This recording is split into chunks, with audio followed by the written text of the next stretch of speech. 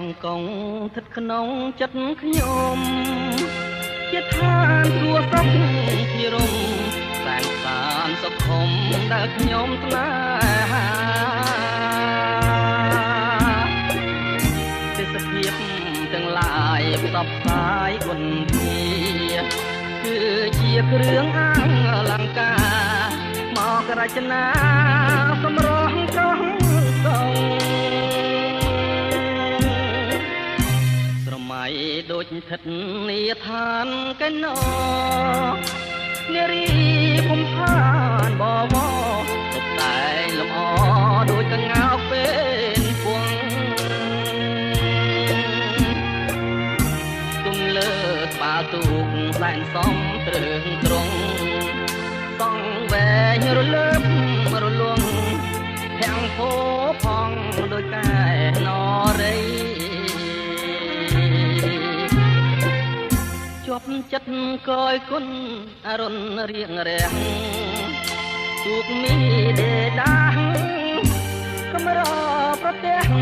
ទេសភាពប្រពៃជាប់ចិត្តកយគុណសាយ័នសម័យរលករលេងចាំងរស្មីដូចពេញឆ្នៃរញ្ចនា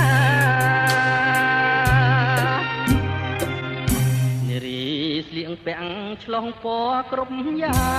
ងអង្គុយក្រហមដើមកោងកាងសម្បត្តិសំអាងអួតទឹកដល់ថ្លាខ្លះស្លៀងពាក់ខ្លីអាវស្ដើងសង្ហាភ័យផាត់មកប៉ះកាយាគប់នេត្រាបុប្ផាកងកង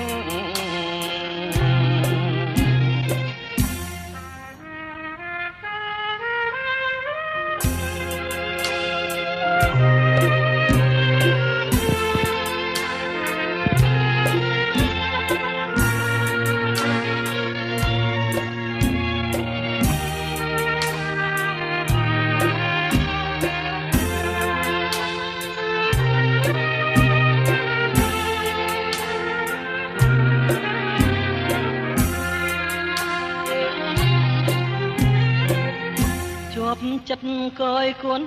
អរុនរៀងរាំងទូកមីដេដាស់កំរប្រទេសទេសភាពប្រពៃជាប់ចិត្តកយគុណសាយ័នសម័យរលករលេងចាំងរស្មីដូចពេជ្រឆ្នៃរញ្ចនា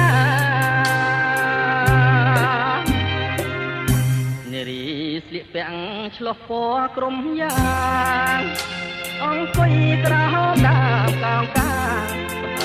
សំអាងអួតទឹកដល់ថ្លាខ្លះស្លៀងពាំងខ្លីអាវស្ដើងសង្ហាភ័យផាត់មកប៉ះកាយាគប់នេត្រា